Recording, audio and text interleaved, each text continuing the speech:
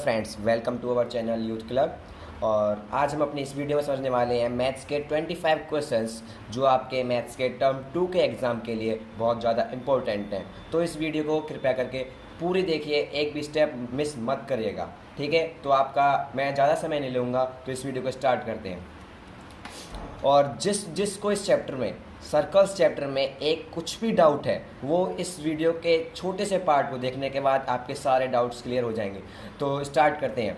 अब देखो, circles chapter का थोड़ा सा हम पहले इंट्रोडक्शन लेंगे, ठीक है। सर्कल्स होते क्या हैं, ठीक है। A circle is a collection of all points in a plane which are at a constant distance from a fixed point, जिसको हम बोलते हैं सेंटर, ठीक है। एक सर्कल एक कलेक्शन होता है पॉइंट्स का जो सारे डिस्टेंस से इक्वल रहते हैं, ठीक है।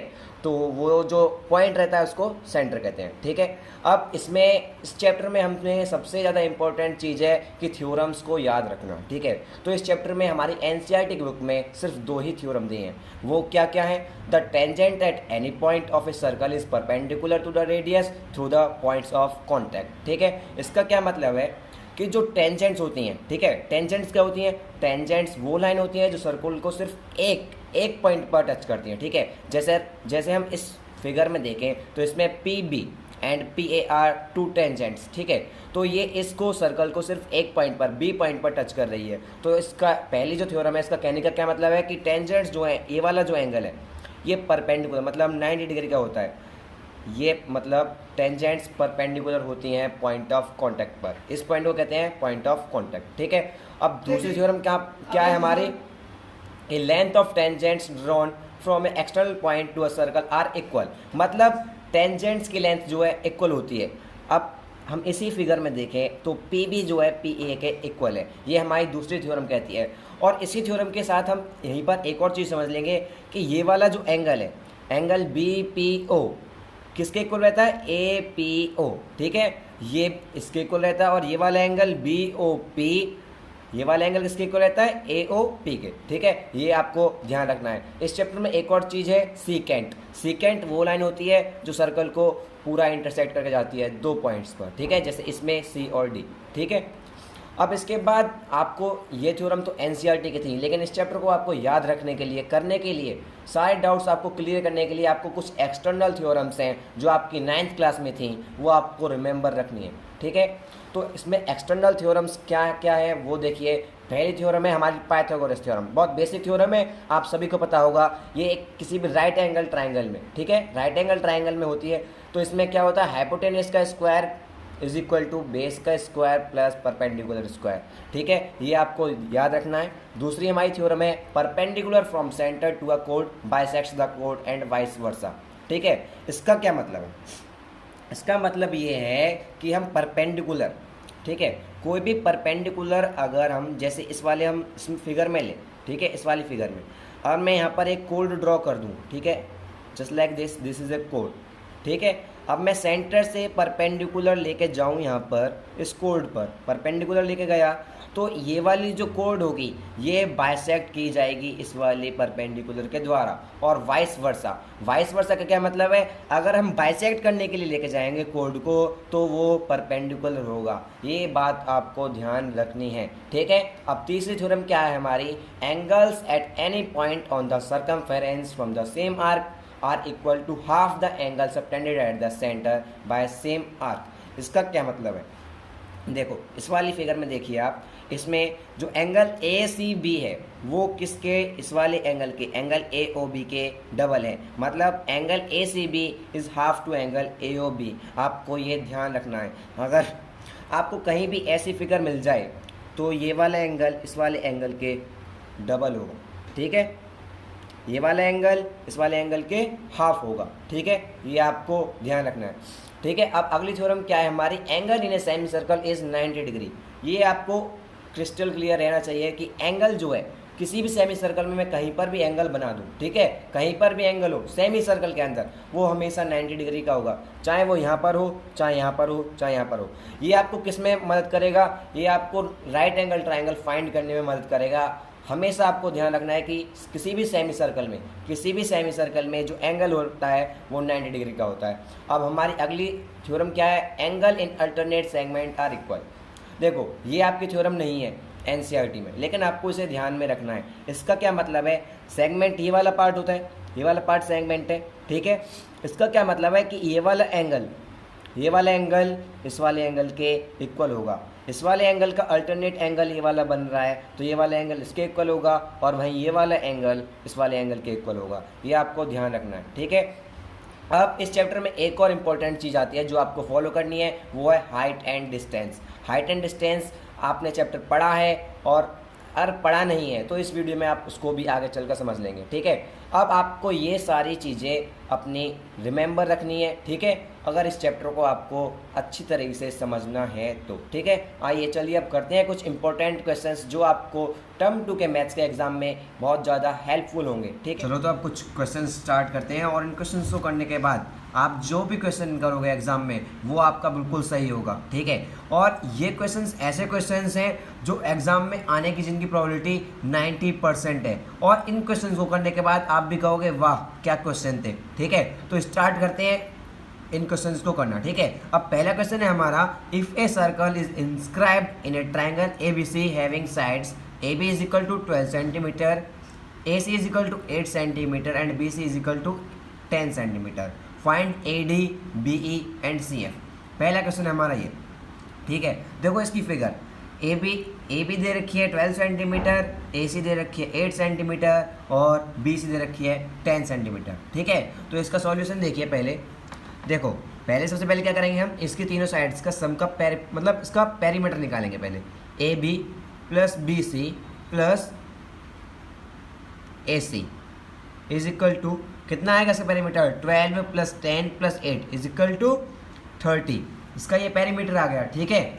अब देखिए AB को क्या लिखेंगे हम, अब जब भी आपको इस तरीके से बड़ी लाइन दिखे जो कि 2 पार्ट्स में टूट सकती है, ठीक है, या 3 पार्ट्स में टूट सकती है, ठीक है, तो उसे पहले उसके 2 पार्ट्स में तोड़ लेना है, ठीक है। जैसे इसमें AB है, AB कहाँ पर है, ये AB, तो AB को क्या लिख सकते हैं हम, AE plus BE, AE plus BE।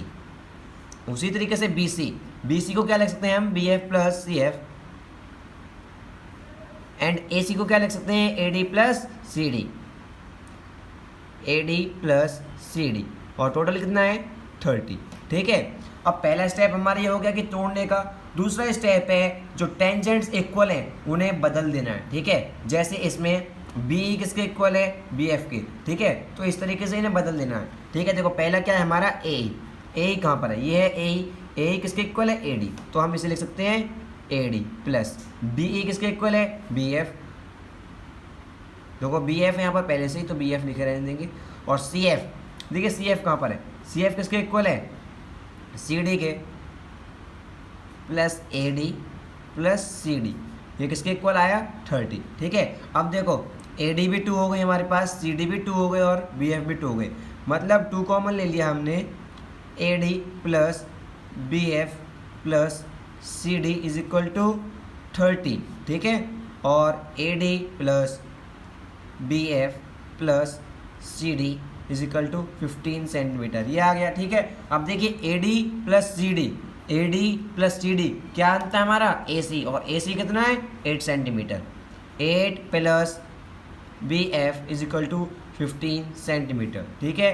तो हमारी BF की वैल्यू कितनी आई, 7 सेंटीमीटर, ठीक है। हमें निकालना क्या है यहाँ पर, BF, हमें निकालना है BE, ठीक है। तो BF is equal to BE, तो BE की वैल्यू क्या आ गई, BE की वैल्यू आ गई हमारी 7 सेंटीमीटर, ठीक है। पहले हमारी डायमेंशन निकल आई, दूसरी क्या निकालनी है हमें, AD, ठीक है, AD निकालनी है, और CF निकालनी है। देखो अगर मैं CF की बात करूँ तो CF क्या होगा, BC माइनस BF, ठीक है। तो BC कितना है 10 और BF 7, तो CF की वैल्यू कितनी आई 3 सेंटीमीटर, ठीक है।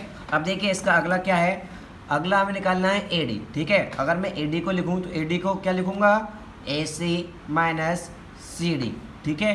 अब AC की वैल्यू क्या है 8 माइनस CD, देखो CD किसके इक्वल है, CF के, और CF की वैल्यू क्या है 3, तो AD की वैल्यू कितनी आई 5 सेंटीमीटर, ठीक है। अब हमारी तीनों डायमेंशन निकल आई हैं, ठीक है। देखो BE is equal to 7 centimetre, और CF is equal to 3 centimetre, और AD is equal to 5 centimetre. ठीक है, हमारा पहला क्वेश्चन हो चुका है। आई होप आप सभी को ये अच्छे से समझ में आया होगा। ठीक है, अब चलो देखिए दूसरा क्वेश्चन करते हैं। ठीक है, तो दूसरा क्वेश्चन क्या है, two concentric circles of radii 13 centimetre and 5 centimetre. ठीक है, दो आपको कंसेंट्रिक सर्कल दे रखे हैं। ये कंसेंट्रिक सर्कल मतलब जिसका सेंटर सेम हो। ठीक है, देखो इस वाले का भी सेंटर ओ है और इस वाले सर्कल का भी सेंटर ओ है। Find the length of the code of larger circle which touches the smaller circle. तो देखिए लार्जर सर्कल क्या है, इस वाले का सर्कल की जो कोड है ए बी, ठीक है, जो स्मॉलर सर्कल को टच कर रही है। ठीक है, मतलब ए बी जो है स्मॉलर सर्कल की टेंजेंट है। ठीक है, तो इसकी हमें ए बी की लेंथ निकालनी है। ठीक है, अब देखिए ये वाला एंगल, देखिए ये वाला angle C, angle O C B, angle O C B कितना है 90 डिग्री। क्यों? क्योंकि पॉइंट ऑफ कांटेक्ट पे टेंजेंट और रेडियस पॉइंट ऑफ कांटेक्ट पे जब मिलते हैं तो वो 90 डिग्री का एंगल बनाते हैं। ठीक है, तो ये भी और ये वाला एंगल भी उसी तरीके से 90 डिग्री का हो जाएगा। ठीक है, तो ये वाला ट्रायंगल हो गया हमारा राइट एंगल ट्रायंगल, और इसमें हमें दो डायमेंशन दे भी रखी है, देखो 13 और 5, और तीसरी डायमेंशन निकालनी है। ठीक है, तो जब हमें दो डायमेंशन दे रखी है किसी भी राइट एंगल ट्रायंगल में और 3 निकालनी है, ठीक है, तीसरी निकालनी है, तो उसमें हमें पाइथागोरस थ्योरम यूज़ करनी है हमेशा, इस बात को ध्यान रखना। तो हम देखेंगे in triangle O C B, in triangle O C B, देखिए ओ बी क्या है हमारी पाइथागोरस, ओ बी क्या है हाइपोटेनियस, ओ बी का स्क्वायर किसके इक्वल होगा ओ सी के स्क्वायर प्लस बी सी के स्क्वायर के। ठीक है, अब देखिए ओ बी कितना है 13 और ओ सी 5 प्लस बी सी। अब बी सी की वैल्यू निकालनी है हमें, 13 का स्क्वायर 169 माइनस 5 का स्क्वायर 25, तो बी सी की वैल्यू क्या आएगी √144। ठीक है, तो बी सी की वैल्यू आई 12 सेंटीमीटर। ठीक है, अब देखिए अब ओ सी देखो परपेंडिकुलर है, तो अब थ्योरम याद करिए, मैंने अभी आपको बताया था थ्योरम कि कोई भी परपेंडिकुलर सेंटर से परपेंडिकुलर आता है कोड पर, ठीक है, तो वो क्या करता है कोड को बाइसेक्ट करता है। ठीक है, since O C perpendicular A B, ठीक है, therefore A B is equal to 2BC। ठीक है, तो ए बी क्या हो जाएगा हमारा 2 इंटू बी सी 12 टू 24। ठीक है, तो 24 सेंटीमीटर की हमारी आ जाएगी कॉमन कोड। ठीक है, अब हमारा सेकंड क्वेश्चन हो गया है, अब नेक्स्ट क्वेश्चन पर चलते हैं। अब देखो थर्ड क्वेश्चन है हमारा, थर्ड क्वेश्चन में क्या है, in the given figure find angle A C B, हमें angle A C B find करना है। अब देखो एंगल ए सी बी ये हमें फाइंड करना है। ठीक है, अब देखो हमें दे क्या रखा है, सिर्फ ये वाला एंगल दे रखा है 50 डिग्री। ठीक है, अब देखो इसमें हम सॉल्व करते हैं। ठीक है, इसमें क्या करना है हमें, देखो इन क्वाड्रिलेटरल, कौन से क्वाड्रिलेटरल में A O B P, A O B P.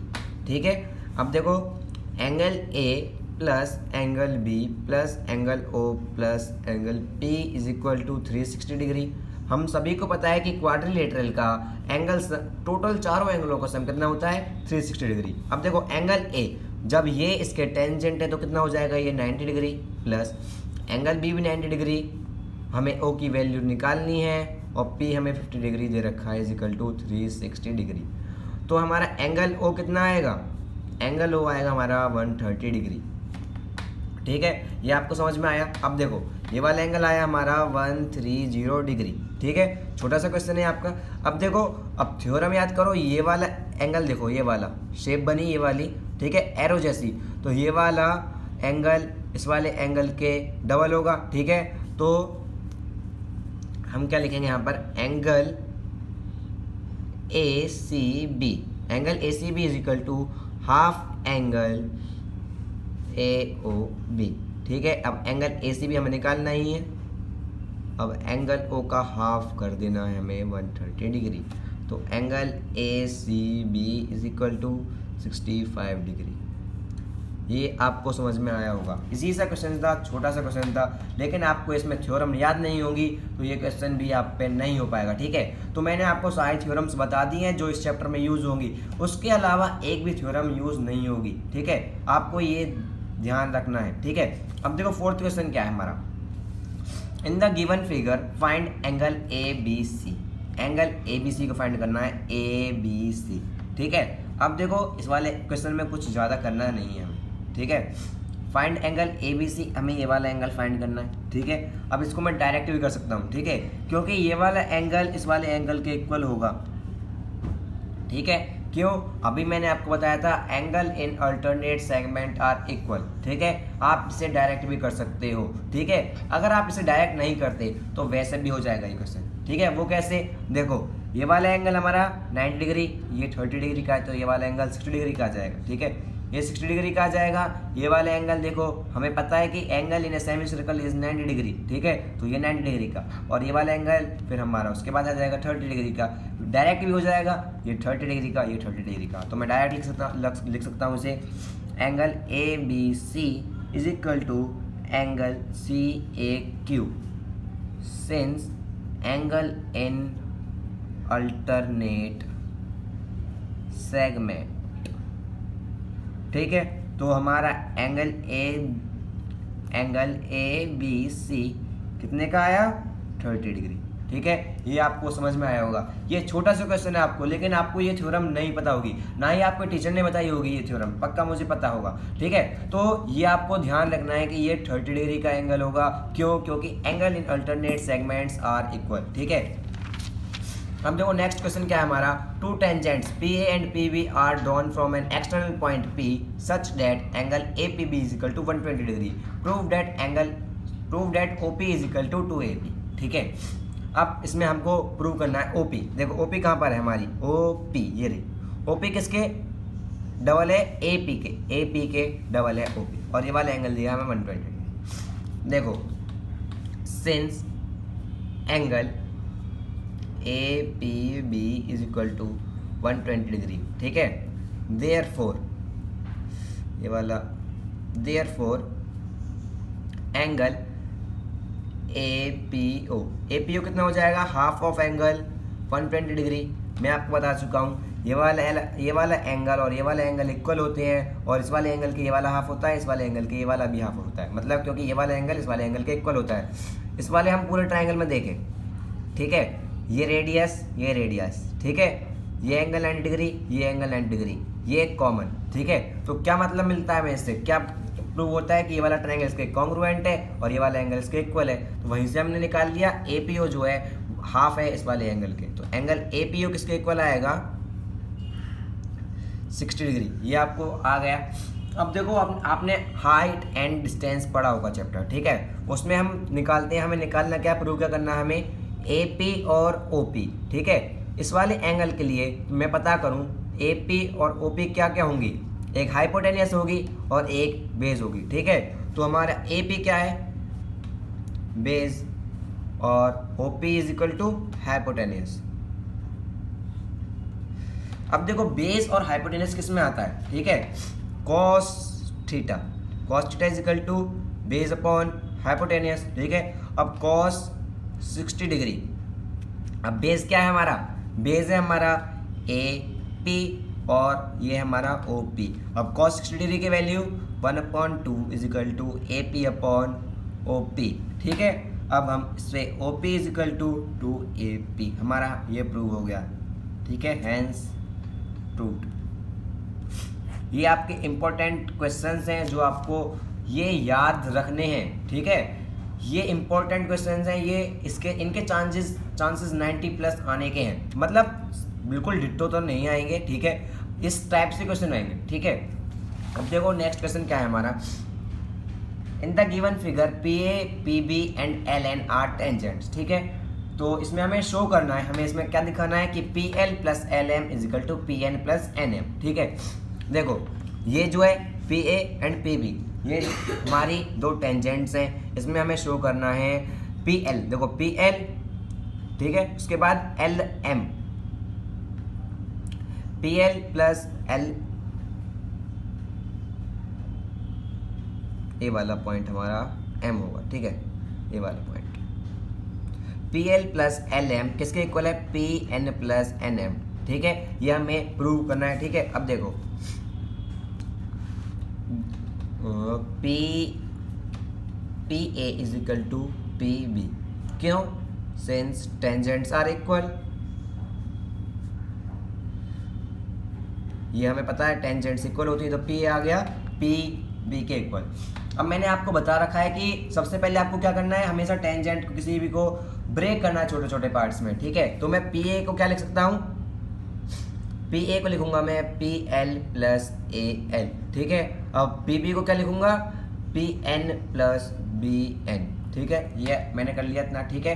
अब देखो हमें पी एल चाहिए, तो पी एल को पी एल लिख लेंगे प्लस। अब देखो ए एल किसकी चीज़ के इक्वल है, ए एल किसके इक्वल है, एल एन के, एल एम के इक्वल है, ठीक है। क्यों, टेंजेंट्स इक्वल होते हैं, ठीक है, हमने इसे लिख लिया। अब देखो पी एन किसका, पी एन प्लस देखो बी एन किसके इक्वल है, एम एन, ठीक है। ये हमारा शो हो गया यहाँ पर।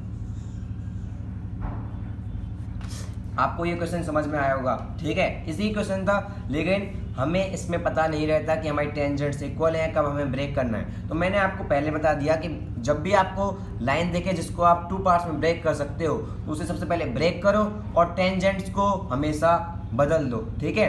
एक जैसे ए एल था, ए एल को कर दिया हमने एल एम, अगर एल एम होता तो एल एम को हम करते ए एल, ठीक है। ये आपको ध्यान रखना है, ठीक है। इसके बाद हमारा लास्ट क्वेश्चन है इसका सर्कल्स चैप्टर का ये, ठीक है। In the figure find A C if radius of circle is 5 centimetre and B C is 8 centimetre, ठीक है।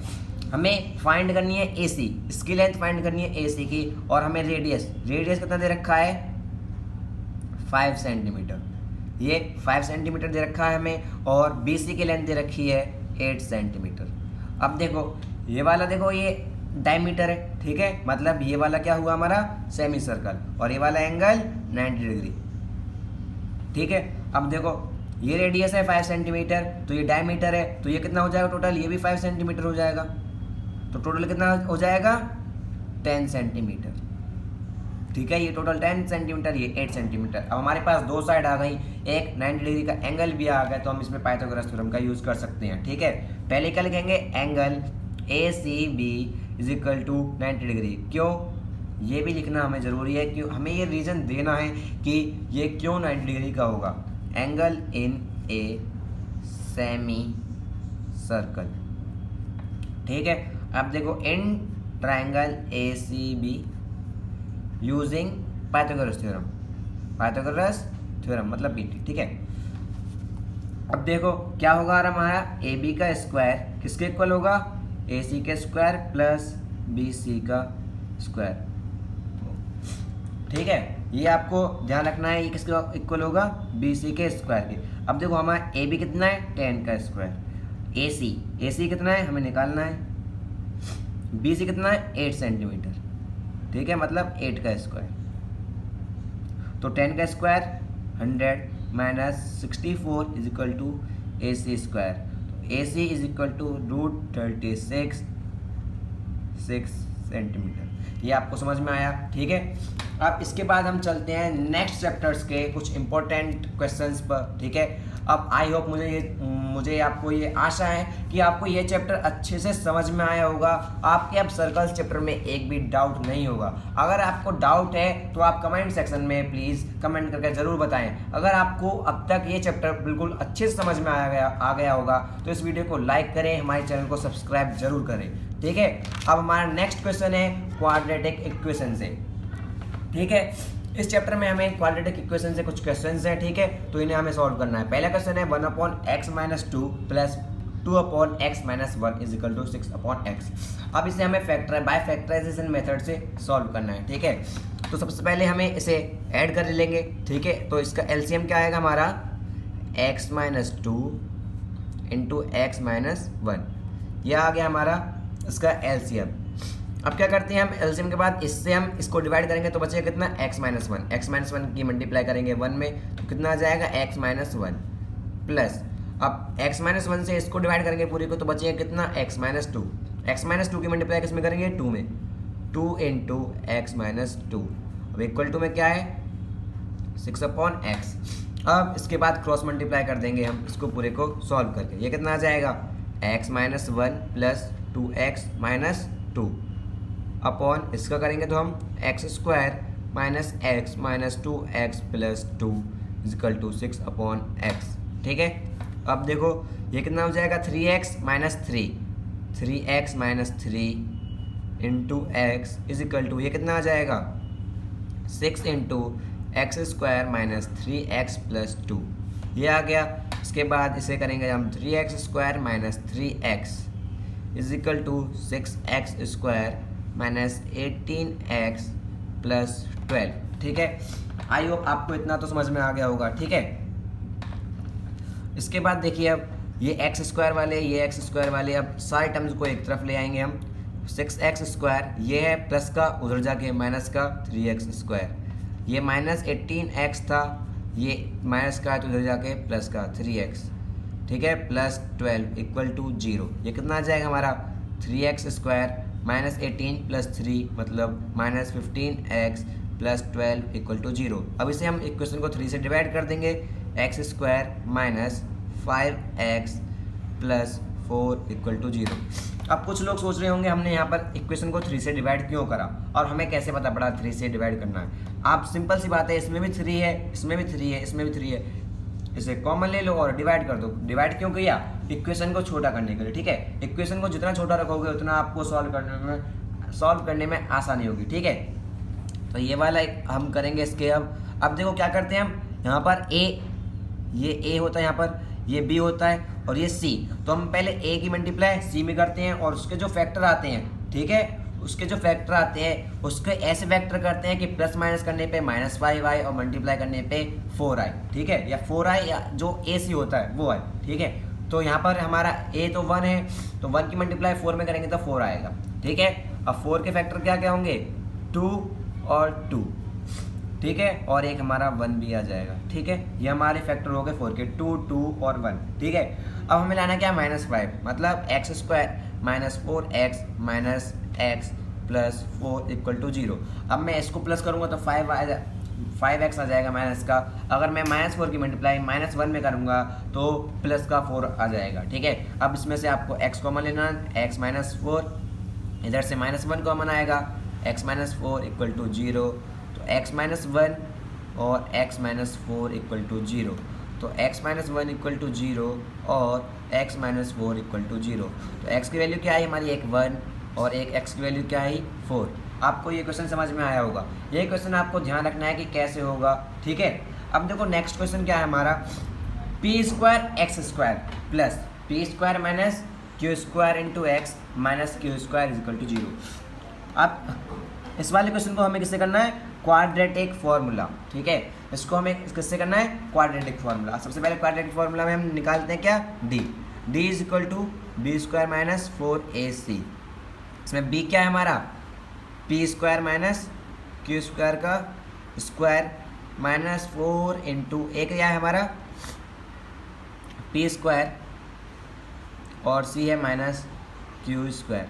तो हमारा ये कितना आएगा, इसे सॉल्व करो, पी स्क्वायर प्लस पी की पावर 4 प्लस क्यू की power 4 minus 2p square Q square, और इधर से करेंगे तो plus 4p square Q square. ठीक है, तो ये आएगा हमारा p की पावर 4 प्लस q की power 4 plus 2p square Q square, ये माइनस का 2p स्क्वायर क्यू स्क्वायर था और ये 4p स्क्वायर क्यू स्क्वायर। ठीक है, तो उसके बाद हमने कर दिया क्या, p की पावर 4 प्लस q की power 4 plus 2p square Q square. अब देखो ये क्या बना हमारा, इसको हम सीधे सीधे लिख सकते हैं इस तरीके से, p स्क्वायर का स्क्वायर प्लस q स्क्वायर का square plus 2 into P Q का स्क्वायर। तो ये देखो a square plus b square plus 2ab, तो हमारे ये आ गया p square plus q square का होल स्क्वायर, ये हमारी d की वैल्यू आ गई।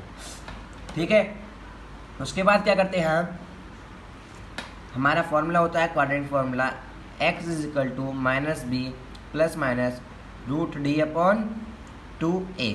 ठीक है, तो हम रख देंगे इसमें यहाँ पर minus B minus P square minus Q square. ठीक है, प्लस माइनस रूट डी की वैल्यू क्या है हमारी, P square plus Q square का whole square upon 2a, 2 into A की वैल्यू क्या है, पी स्क्वायर। ठीक है, ये आपको इतना समझ में आया। ठीक है, इसके बाद हम इसे यहीं पर सॉल्व कर लेते हैं। ठीक है, ये कितना आ जाएगा हमारा, x is equal to Q square minus P square plus minus P square plus Q square upon 2p²। ठीक है, अब x इजकल टू, एक्स की वैल्यू क्या आएगी, एक बार प्लस लेंगे एक बार माइनस लेंगे। ठीक है, x की वैल्यू एक बार हमें प्लस लेनी है और एक बार माइनस लेनी है। तो x इजकल टू पहला क्या है हमारा Q square minus P square plus P square plus Q square. एक बार हमने प्लस ले लिया और एक बार x की वैल्यू लेनी है हमें माइनस में। ठीक है, यहाँ पर जो प्लस वाला है तो प्लस माइनस है, इसका क्या मतलब है, एक बार प्लस का और एक बार माइनस का। ठीक है, तो इस बार हम माइनस लेंगे, Q square minus P square plus Q square. ठीक है, ये आपको समझ में आया।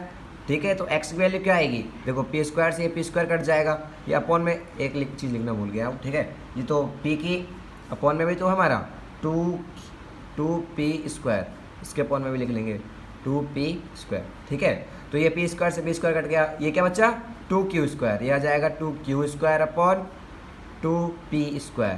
ठीक है, और यहाँ x की वैल्यू क्या आएगी हमारी क्यू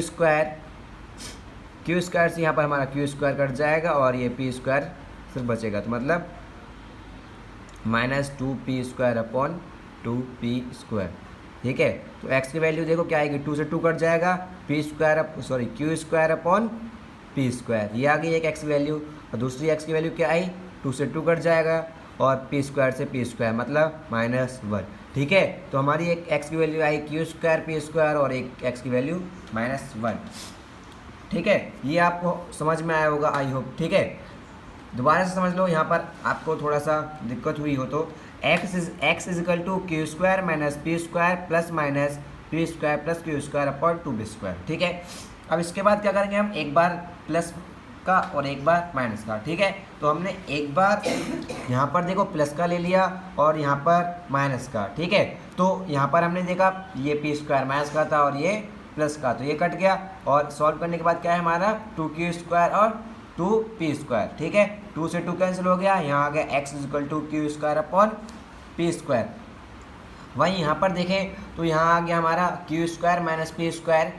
अब देखो ब्रैकेट खोलेंगे तो क्या आएगा, -p² माइनस क्यू² से प्लस का क्यू² ये कट जाएगा और यहाँ आ जाएगा -2p² और अपॉन में 2p², तो इससे इसे काटेंगे तो कितना आ जाएगा -1। ठीक है, अब तो आपको क्लियर हो गया होगा। ठीक है, उसके बाद हमारा नेक्स्ट क्वेश्चन है, find the value of k for which equation has real and equal roots.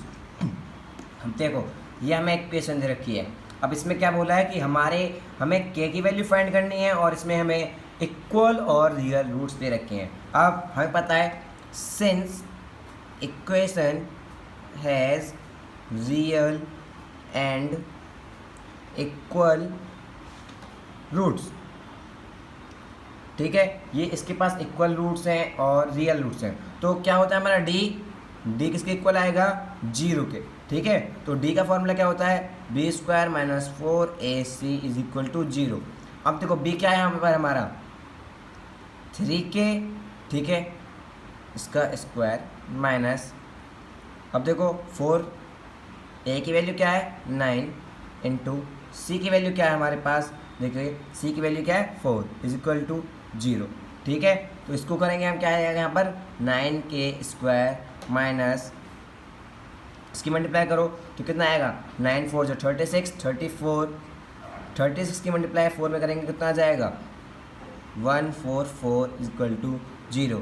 तो k² is equal to 144 upon 9, तो k² इज इक्वल टू, जब इससे इसको डिवाइड करेंगे कितना आएगा 9 और 9 6 54, k is equal to √16, k is equal to plus minus 4। ठीक है, k की वैल्यू हमारे पास दो वैल्यू आएंगी, एक प्लस की 4 और एक बार माइनस का 4। ये क्वेश्चन आपको ध्यान में रखना है। ठीक है, ये एक इंपॉर्टेंट क्वेश्चन है, आपके एनसीईआरटी में भी दिए हुए हैं ऐसे क्वेश्चंस। ठीक है, आपको एक बात और ध्यान रखनी है, इन क्वेश्चंस के अलावा आपको एनसीईआरटी के सारे एग्जाम्पल्स, सारे क्वेश्चंस भी आने चाहिए। वो क्वेश्चंस भी आपके लिए बहुत ज़्यादा इंपॉर्टेंट हैं, क्योंकि सारा जो पेपर है बाहर से नहीं आता है, सारा पेपर हमारा एनसीईआरटी से ही डिपेंड होता है, एनसीईआरटी बेस्ड ही होता है। ठीक है, और ये सारे क्वेश्चंस जो हैं, ये सारे क्वेश्चंस भी एनसीईआरटी में आपको मिल जाएंगे ऐसे क्वेश्चंस, ठीक है। तो आपको ये ध्यान रखना है, ठीक है। चलिए अब नेक्स्ट क्वेश्चन की तरफ बढ़ते हैं, ज़्यादा टाइम नहीं लूँगा मैं आपका। देखो हमारा नेक्स्ट क्वेश्चन क्या है, अब यहाँ पर हमारी वर्ड प्रॉब्लम है ये, ठीक है। A passenger train takes 1 hour less for a journey of 150 kilometre if its speed is increased by 5 kilometre per hour from its usual speed. Find the usual speed of the train. अब देखिए ऐसे questions में आपको मैं बता दूं, जो चीज़ पूछी होती है, ठीक है, उसी को हमें सबसे पहले x मान लेना चाहिए, ठीक है।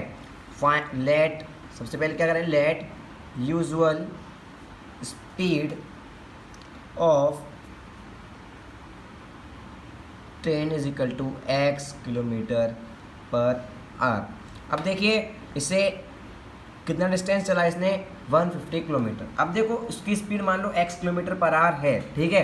तो वो कितना टाइम लेगी 150 किलोमीटर चलने के लिए, ठीक है। Time taken to cover 150 kilometre, 150 kilometre time चलने के लिए इसे कितना टाइम चाहिए, देखो 150 अपॉन x आर, ठीक है। Total distance upon total speed, ठीक है। Distance upon is equal to time, ये आपको ध्यान रखना है। तो इसको कितना टाइम लगेगा, इतना टाइम 150 अपॉन x आर। अब देखो अगर हमने स्पीड कितनी बढ़ा दी, यहाँ पर देखो बोला है if its speed is increased by 5 kilometre per our, ठीक है। अब हमने इसकी स्पीड बढ़ा दी 5 kilometre per our. If speed increased by 5 kilometre per our, तो स्पीड क्या हो जाएगी, x plus 5 kilometre per our, ठीक है। ये उसकी स्पीड हो जाएगी, ठीक है। उसके बाद अब डिस्टेंस कितना, अब उस डिस्टेंस तो वो सेम ही ट्रेवल करेगी 150 किलोमीटर, लेकिन अब टाइम कितना लेगी, ठीक है। नाउ टाइम टेकन, टाइम कितना लेगी अब ये 150 अपॉन x प्लस 5, ठीक है। अब ये इतने आवर्स लेगी ट्रैवल करने के लिए, ठीक है। अब आपको इतना तो समझ में आ गया, ठीक है। अब आपको ये ध्यान में रखना है कि जब स्पीड बढ़ा दी, जब यहाँ पर बोला है व्हेन टेक्स 1 hour लेस, ठीक है, 1 घंटा कम लेती है जब स्पीड 5 किलोमीटर आवर बढ़ा दी, ठीक है। मतलब ये स्पीड हमारी, ये वाली स्पीड जो है ज़्यादा है और ये वाली कम है, ठीक है।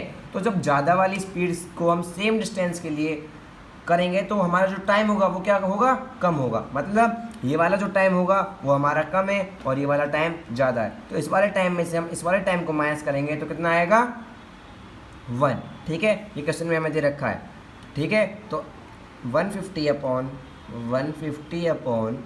x, इस वाले में से हम इस वाले को माइनस करेंगे, 150 upon x plus 5 is equal to 1। ये हमारे पास अब इक्वेशन मिल गई है हमें, अब इसे हम सॉल्व करना है, ठीक है। सॉल्व कैसे करेंगे, सबसे पहले कर लेते हैं LCM, x into x plus 5 और इधर 150 into x plus 5 minus 150 into x is equal to 1। Cross multiply कर दो, इधर आ जाएगा 150x plus 750 minus 150x is equal to x square plus 5x। 150x से 150x कट जाएगा, इधर बचेगा x square plus 5x minus 750 is equal to 0। अब आपको इस इक्वेशन को सॉल्व करना है। सबसे पहले हम 750 को फैक्टर करेंगे, 750 के फैक्टर करेंगे तो फैक्टर क्या आएंगे 750 के, हमारे सीधे सीधे फैक्टर लिख देता हूँ मैं आपके यहाँ पर, 2 इंटू 5 इंटू 3 इंटू 5 इंटू 5, ये हमारे फैक्टर्स आएंगे 750 के, ठीक है। तो हमें लाना क्या है, प्लस का 5 और माइनस का 750 मल्टीप्लाई करने पे और प्लस माइनस करने पे 5। तो ऐसे फैक्टर ढूंढेंगे हम इसके। ऐसे फैक्टर क्या क्या आ सकते हैं, देखिए अब यहीं से ढूंढेंगे, हमें जो फैक्टर मिलेंगे वो इन फैक्टर्स से ही मिलेंगे। अगर ये तो मैंने यहाँ पर सीधा सीधा कर दिया, आप इसे इस तरीके से भी कर सकते हैं, ठीक है, इसके फैक्टर निकालने के लिए, ठीक है। तो इसके ऐसे फैक्टर्स क्या आएंगे जो माइनस करने पे, प्लस माइनस करने पे 5 आए और मल्टीप्लाई करने पर माइनस 750। अब देखिए 2 5 जा 10, 10 3 जा 30, 5 5 जा 25, ठीक है। अब हमें फैक्टर मिल गए, देखो इधर तक कितना आया 2 5 जा 10, ठीक है, 10 3 जा 30, एक आ गया 30 और एक आ गया 25। जब हम 30 में से 25 को माइनस करेंगे तो कितना आएगा 750, ठीक है। तो एक्स स्क्वायर प्लस 30x, ठीक है, 30x में से माइनस करेंगे हम 25x minus 750 is equal to 0। ठीक है, 30x में से माइनस करेंगे 25x तो कितना आएगा कितना आएगा 5x, और जब हम इन दोनों की मल्टीप्लाई करेंगे तो कितना आएगा माइनस का 750। अब इसमें से हम कॉमन ले लेंगे, x कॉमन ले लिया हमने इधर, ठीक है, x कॉमन ले लिया तो इधर बचा x प्लस 30, इधर से माइनस 25 कॉमन ले लिया, ठीक है, इधर बचा x प्लस 30, तो x माइनस 25 और x प्लस 30 इक्वल टू 0, तो x माइनस 25 इक्वल टू 0 और x प्लस 30 इक्वल टू 0। तो x की वैल्यू आई है 25 और एक x की वैल्यू आई माइनस 30। अब देखिए ये वाली जो वैल्यू है x की वो नेगलेक्ट हो जाएगी, नेगलेक्ट क्यों? क्योंकि स्पीड कभी भी नेगेटिव नहीं होती, ठीक है, तो स्पीड नेवर बी नेगेटिव, ठीक है, स्पीड कभी भी नेगेटिव नहीं होती। तो हमारी स्पीड कितनी हो जाएगी ट्रेन की? Speed of train is equal to 25 kilometre per hour. ये आपका क्वेश्चन यहाँ पर हो गया, ठीक है। आई होप ये आपको क्वेश्चन अच्छे से समझ में आया होगा। इसको दोबारा देख लीजिए, बहुत इंपॉर्टेंट क्वेश्चन है। हमने सबसे पहले यूजुअल स्पीड को माना x किलोमीटर पर आवर, फिर उसके बाद टाइम निकाला कि वो टाइम कितना टाइम लेगी 150 किलोमीटर चलने के लिए। तो टाइम का फॉर्मूला होता है डिस्टेंस अपॉन स्पीड, तो हमने 150 डिस्टेंस था और x स्पीड थी, तो हमारा टाइम आ गया पहला ये। फिर स्पीड को बढ़ा दिया 5 किलोमीटर पर आवर, तो स्पीड हो गई x plus 5 kilometre per our, ठीक है। अब टाइम कितना लेगी 150 अपॉन x प्लस 5, ठीक है, डिस्टेंस अपॉन स्पीड, ठीक है। अब टाइम लेगी हमारा इतने आर। अब देखिए ये वाला टाइम कम है और ये वाला ज़्यादा है, तो ज़्यादा में से जब कम को माइनस करेंगे तो कितना आएगा 1, ठीक है। ये हमें क्वेश्चन से पता पड़ा, ठीक है। उसके बाद हमारी जो इक्वेशन बनी उसे सॉल्व कर लिया। उसके बाद जो एक नेगेटिव आई एक पॉजिटिव आई, नेगेटिव वाली को नेगलेक्ट कर दिया क्योंकि स्पीड कभी भी नेगेटिव नहीं हो सकती। और हमारा जो x था वो 25 आया। उसके बाद हमें स्पीड पता पड़ गई ट्रेन की आ गई 25 किलोमीटर पर आवर। उसी तरीके से अब हमारा ये है, if Sia were younger by 5 years, then what she really is, then the square of her age would have been 11 more than 5 times her actual age. What is her age now? ठीक है, अब उसकी as अभी जो है present as जो है वो पूछिए। तो मैंने बता दिया आपको कि सबसे पहले जो क्वेश्चन में पूछा जाए उसी को लेट कर लेते हैं। Let present age of Siya is equal to x years, ठीक है। अब देखो 5 ईयर्स यंगर होती वो, ठीक है, तो मतलब 5 ईयर्स एज बिफोर 5 ईयर्स, तो कितनी हो जाएगी उसकी एज? x में से 5 को माइनस कर देंगे, ठीक है। जब वो 5 साल पहले की बात करें तो x में से 5 को माइनस कर देंगे, ठीक है। उसके बाद देखिए देयर देन द स्क्वायर, ठीक है, then the square of her age. अब इसकी जो एज थी उसका स्क्वायर x माइनस 5 का स्क्वायर, ठीक है। हर square of her age would have been 11 more, वो 11 ज़्यादा होता किससे? 5 टाइम्स हर एज से, ठीक है। अब उसकी एज में से उसकी एज क्या है? 5 टाइम्स 5x, तो वो कितना आएगा 11, ठीक है। अब इसको हम सॉल्व कर लेंगे, हमारी ये इक्वेशन बन गई है, ठीक है। अब ये देखो a माइनस बी का होल स्क्वायर मतलब x square plus 25 minus 10x minus 5x is equal to 11, ठीक है। वहीं इसको अब सॉल्व कर लेंगे हम। x square minus 10x minus 5x कितना आएगा? माइनस 15x, ठीक है। अब 25 ये इधर आ जाएगा तो कितना आएगा? ये 14 इज इक्वल टू 0। देखो दोबारा देखो इसे, x माइनस 5 का square is equal to x square plus 25, ठीक है। 5 5 से 25 minus 10x minus 5x is equal to 11, ठीक है। 25 अब माइनस 10x माइनस 5x हमारा आ गया माइनस 15x और ये आ गया हमारा 14। देखिए हमें क्या करना है यहाँ पर, x square minus 15x minus 14 is equal to 0, ठीक है। X square -10x minus 5x कितना है, -15x, ये 25 था, 11 इस तरफ आ गया माइनस हो गया, तो 25 माइनस 11 14, ठीक है। तो अब इसके 14 के फैक्टर करेंगे, क्या आएगा हमारे पास 14 फैक्टर, 2 7 और 1। अब लाना क्या हमें, माइनस का 15 और इधर प्लस का 14, तो हमारे फैक्टर क्या आएंगे, x square minus 14x minus x plus 14 is equal to 0। X common इधर आ जाएगा, x माइनस 14, इधर -1 common, x minus 14 is equal to 0। तो x माइनस 1 इक्वल टू 0 और x माइनस 14 इक्वल टू 0। तो x इज इक्वल टू 1 और x is equal to 14। अब देखो दोनों पॉजिटिव हैं, लेकिन इस वाली वैल्यू को हम नेगलेक्ट करेंगे। कैसे, when x is equal to 1। अब इसकी 5 ईयर्स पहले एज कितनी होगी, देन एज 5 ईयर्स बिफोर कितनी होगी, 5 years before 1 minus 5 is equal to -4, जो कि अब एज नेगेटिव नहीं हो सकती, ठीक है। तो ये नेगलेक्ट हो जाएगी, नेगलेक्ट। वाई, क्योंकि age can never be negative, ठीक है। तो हमारी एक्स की वैल्यू क्या आ जाएगी, 14। तो age of Siya is 14 years. I hope ये आपको क्वेश्चन समझ में आया होगा अच्छे से, ठीक है। तो अब हम नेक्स्ट क्वेश्चन की तरफ चलते हैं अपने। अब देखो हमारे क्वाड्रेटिक इक्वेशन के जो इंपॉर्टेंट क्वेश्चन थे, ठीक है, वो ख़त्म हो चुके हैं। और हमारे स्टैटिस्टिक्स के, ठीक है, स्टैटिस्टिक्स के कुछ ज़्यादा इंपॉर्टेंट क्वेश्चंस नहीं है हमारे पास, लेकिन हाँ जो ये क्वेश्चंस हैं वो बहुत ज़्यादा इंपॉर्टेंट हैं, उसके चांसेस 99% आने के हैं। ऐसा डिटो तो नहीं आएगा, लेकिन इसी बेस पर आएगा, ठीक है। तो क्या है हमारा पहला question, if the mean is 27 find p। आपको p की वैल्यू, ये जो p की वैल्यू है ये फाइंड करनी है, और मीन दे रखा है 27, ठीक है। ये इंटरवल दे रखे हैं fi। तो सबसे पहले xi निकालेंगे। xi क्या होता है, upper limit plus lower limit upon 2, ठीक है। तो 0 + 10 अपॉन 2 कितना आ जाएगा, 5। यहाँ पर आ जाएगा इसी तरीके से 15, यहाँ पर 25, 35 और ये 45, ठीक है।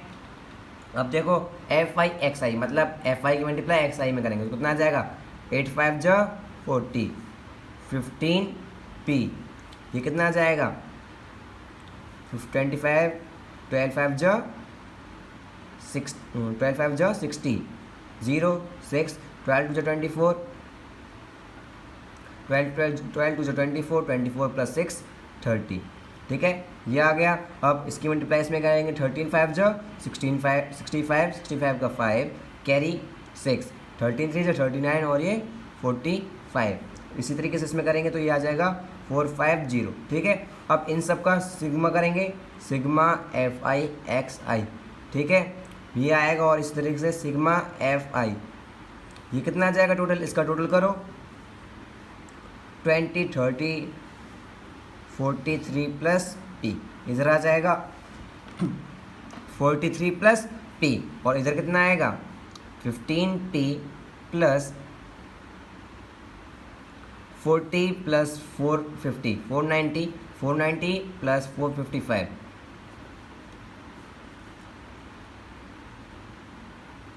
455 + 490, तो आ जाएगा 15p + हमारे यहाँ पर 300 रह गया है, ठीक है, 300 को प्लस करेंगे, 005, तो यहाँ पर आ जाएगा 5, यहाँ पर 590 मतलब 14 कैरी 1, 415 और 4 9 12, ये आ गया हमारा sigma F I X I, ठीक है। अब हमारा मीन क्या होता है, mean is equal to sigma F I X I upon sigma F I, ठीक है। इसमें आपको कैलकुलेशन की अच्छे से ध्यान रखना है, कैलकुलेशन करनी है अच्छे से, ठीक है।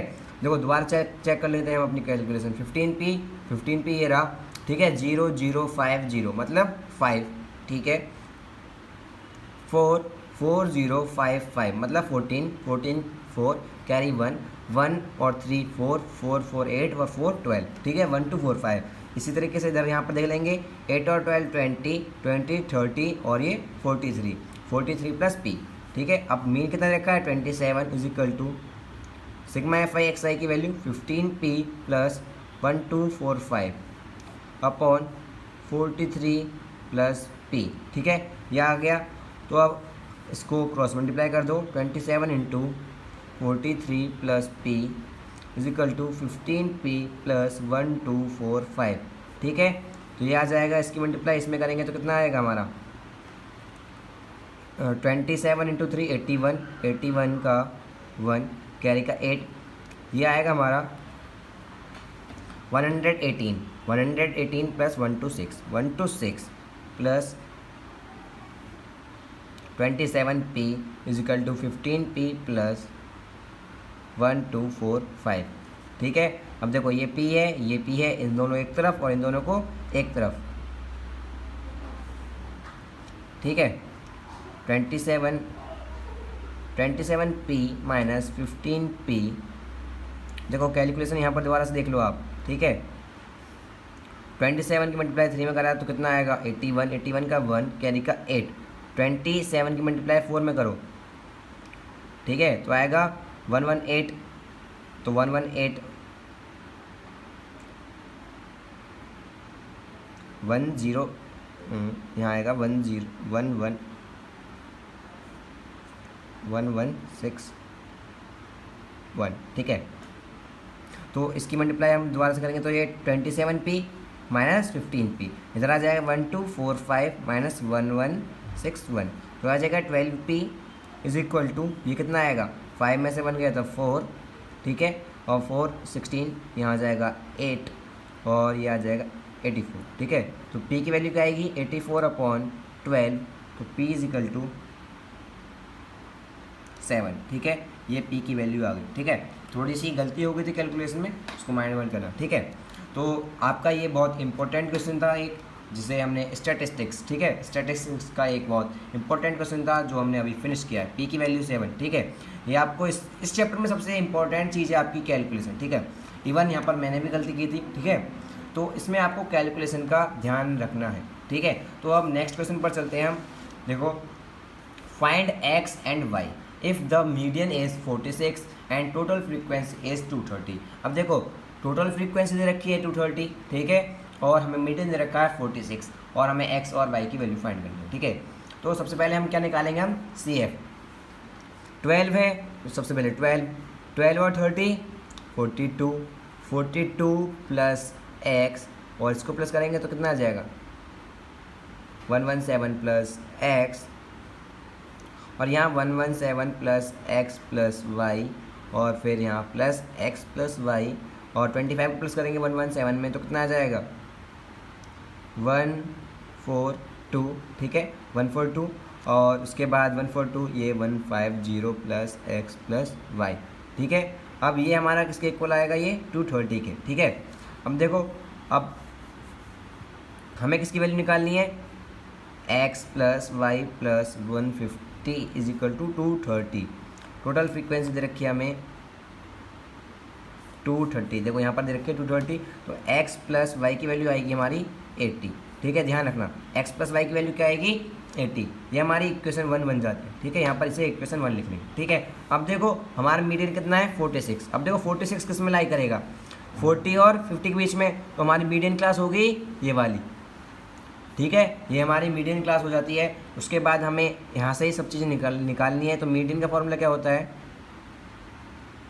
Median is equal to L plus n/2 minus CF upon F into H, ये हमारा मीडियन का फॉर्मूला होता है। तो इसमें L क्या आएगा, हमारा लोअर लिमिट है 40 प्लस n है 230 अपॉन 2 माइनस CF, इसकी जगह हम लेंगे ऊपर वाला, हमेशा एक पहले वाला लेते हैं, तो ठीक है 42 माइनस x, इसे ध्यान रखना, इसे ब्रैकेट में लेना जरूर, ठीक है। क्यों, क्योंकि अगर हम इसे ब्रैकेट में नहीं लेंगे तो हम गलती कर देते हैं, क्योंकि जब -42 प्लस x ये एक साथ है दोनों, ठीक है, तो इसे ब्रैकेट में लेंगे। अगर हम ब्रैकेट में नहीं लेंगे तो जो हमारा x प्लस का है वो प्लस का ही रह जाएगा, बाद में माइनस नहीं हो पाएगा x, ठीक है। अब हमें फ्रीक्वेंसी कितनी दे रखी है 65, ठीक है, हमें दे रखी है फ्रीक्वेंसी 65 और हाइट h, ठीक है। ये डिस्टेंस कितना है इन दोनों के बीच का, h क्या होता है इन दोनों के बीच का डिफरेंस, ठीक है, तो ये कितना है 10। अब इसको हम सॉल्व करेंगे, मीडियन कितना दे रखा है हमें 46, ठीक है, इसको सॉल्व करो 46, ये इसके अपॉन में 46 माइनस 40 इज इक्वल टू, ये आएगा 115 minus 42 minus x upon 65 into 10। इधर आ जाएगा 6 इज इक्वल टू 2 और ये 13।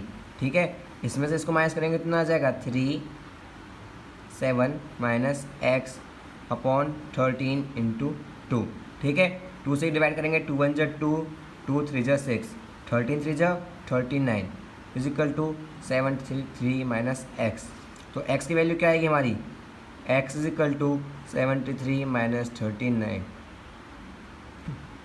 13 माइनस 9 is equal to 4, 6 minus 3 is equal to 3। तो एक्स की वैल्यू आ गई हमारी ये। अब इसको इक्वेशन 1 में रख देंगे। Put the value of x in equation 1। तो वहीं से हम इक्वेशन 1 में पुट कर देते हैं। तो y की वैल्यू क्या आएगी, 80 माइनस 34 इज इक्वल टू 46। ठीक है, तो हमारे पास x की वैल्यू भी आ गई और y की वैल्यू भी आ गई। ठीक है, ये 2 क्वेश्चंस थे स्टैटिस्टिक्स के जो आपको प्रिपेयर जरूर करने हैं। ठीक है, अगर आपने ये क्वेश्चन कर लिए तो आपको मीन और मीडियन निकालना तो वैसे ही आ जाएगा। ठीक है, साथ के साथ ये वाले क्वेश्चन भी आ ही जाएंगे, इसलिए मैंने ये 2 क्वेश्चन चुने हैं आपके लिए इम्पोर्टेंट। ठीक है, तो अब नेक्स्ट क्वेश्चन की तरफ चलते हैं। देखो, नेक्स्ट क्वेश्चन है हमारा हाइट एंड डिस्टेंस का। The angle of elevation of a plane from a point A on the ground is 60 degree. ठीक है, एक पॉइंट है ग्राउंड पर जिसपे एक एंगल ऑफ एलिवेशन, एक पॉइंट है on the ground after 60 degree. After a flight of 15 second the angle of elevation changes to 30 degree. जो एंगल ऑफ एलिवेशन है वो कितना आ जाता है, 30 डिग्री पे आ जाता है 60 से। ठीक है, if it is flying eight A speed of 720 kilometre per our. अगर एरोप्लेन जो प्लेन है हमारा वो 720 किलोमीटर पर आवर, ठीक है, 720 किलोमीटर पर आवर की स्पीड से चल रहा है, तो हमें फाइंड करना है उसकी हाइट, वो किस हाइट पर उड़ रहा है। ठीक है, इसमें सबसे पहले देखो, ये मान लिया हमने प्लेन यहाँ पर उड़ रहा है। ठीक है, ठीक है, इसमें आपको डायग्राम समझना बहुत ज़रूरी है। ठीक है, तो पहले एंगल ऑफ, ये ग्राउंड पर एक पॉइंट था। ठीक है, तो पहले एंगल ऑफ एलिवेशन कितना था, 60 डिग्री। अब वो पहुंच गया 15 सेकंड बाद, मान लो यहाँ पर। ठीक है, यहाँ पर पहुंच गया तो हमारा एंगल ऑफ एलिवेशन कितना हो गया था, 30 डिग्री। ठीक है, अब वो यहाँ से यहाँ पर कितनी टाइम में पहुँचा था, 15 सेकंड्स में। ठीक है, और हमारे पास 720 किलोमीटर पर आवर की स्पीड है। ठीक है, तो आप पॉइंट्स को नेम दे दो, A B C D E। ठीक है, ये आपको डायग्राम समझ में आया। यहाँ पर ए पे मान लो प्लेन उड़ रहा था, तो पहले उसका एंगल ऑफ एलिवेशन कितना था, 60 डिग्री। जब वो 15 सेकंड बाद यहाँ पर पहुँच गया तो एंगल ऑफ एलिवेशन कितना हो गया, 30 डिग्री। ठीक है, तो हमें फाइंड करना है हाइट, किस हाइट पर वो उड़ रहा है, मतलब ए बी या डी ई। ठीक है, इन दोनों में से कोई एक वैल्यू निकाल लेनी है। ठीक है, अब देखो 15 सेकंड, उसकी स्पीड क्या है, speed of plane 720 kilometre per hour. अब इसको हम मीटर पर सेकंड में करेंगे, 720 इंटू मीटर्स पर सेकंड में करने के लिए क्या करते हैं, 1000/3600 से इसकी मल्टीप्लाई करते हैं। ठीक है, 2 जीरो, ये 2 जीरो कट गए, 36 से इसको काटेंगे तो क्या आ जाएगा, 200 मीटर पर सेकंड। ठीक है, ये स्पीड आ जाएगी प्लेन की मीटर पर सेकंड में।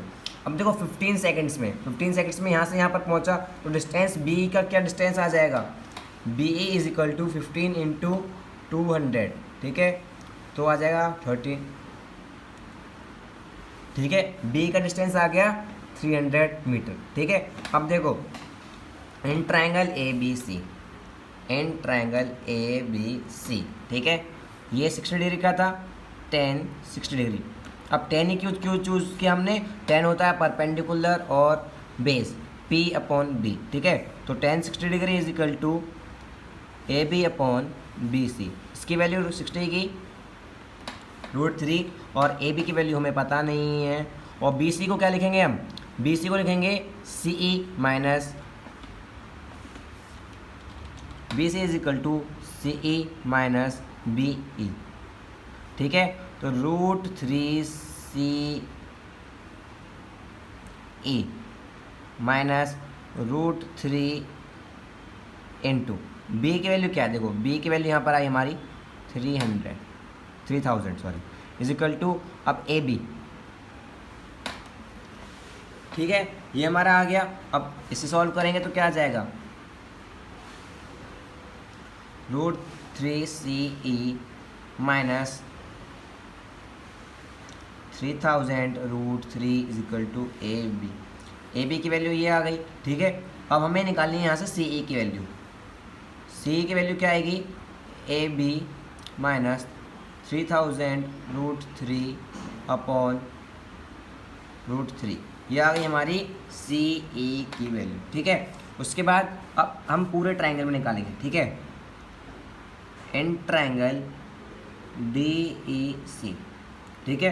पूरे ट्रायंगल में जाते हैं हम तो 10 30 डिग्री, तो डी ई को क्या लिख सकते हैं हम, डायरेक्ट लिख लेते हैं हम ए बी, क्योंकि ए बी जो है डी के इक्वल है, ठीक है। और अपॉन में आएगा सी ई की वैल्यू क्या है हमारी, ए बी माइनस 3000 √3 अपॉन √3, ठीक है।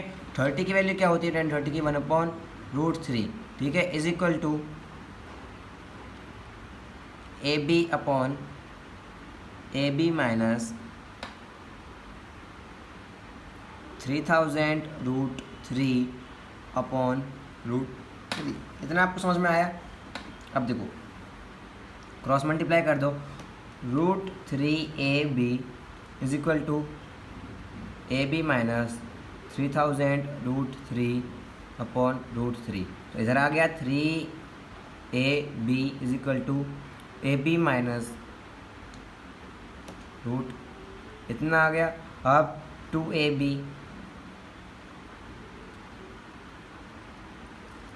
इज इक्वल टू 3000 √3, ठीक है। तो AB की वैल्यू आ गई हमारी 500 √3, ठीक है, इतने मीटर, ये हमारी AB की वैल्यू आ गई, ठीक है। अब देखो दोबारा समझो इस क्वेश्चन को, ठीक है। देखो यहाँ पर था हमारा 300 मीटर पर सेकंड, यहाँ तक आपको सबको समझ में आ गया होगा। इन ट्रायंगल ABC, पहले ट्रायंगल ABC में लिया, tan 60 degree is equal to AB upon BC, 60 की वैल्यू √3 AB अपॉन BC को, देखो BC को हमने क्या लिखा, CE माइनस BE, ठीक है, और क्रॉस मल्टीप्लाई कर दी। क्रॉस मल्टीप्लाई के बाद क्या किया, √3 CE माइनस BE की वैल्यू क्या थी हमारी 3000, ठीक है।